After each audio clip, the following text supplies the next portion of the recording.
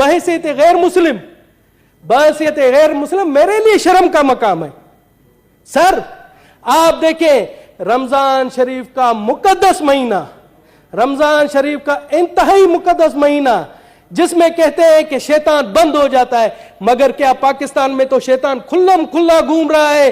आप देखें, केले का एक दर्जन रमजान शरीफ से पहले 150 रुपए का था, आज 400 450 रुपए का है। इसी तरह से सेब की कीमत देखें, इसी तरह से आप गोश्त की कीमत देखें, इसी तरह दूसरी जरूरत जिंदगी देखें। सर मुझे शर्म आ रही है कि ये किस तरह के लोग हैं कि इस मुकद्दस महीने में अपने मुस्लिम भाइयों का खून चूस रहे हैं। सर मैं गैर मुस्लिम हूं, मुझे भी शर्म आ रही है। सर मैं आपको बता दूं, सर मैं आपको बता दूं, यहां पर मेरे दोस्त है, मुझे कहते हैं कि दिनेश कुमार कलमा पढ़ लो, मुसलमान हो जाओ।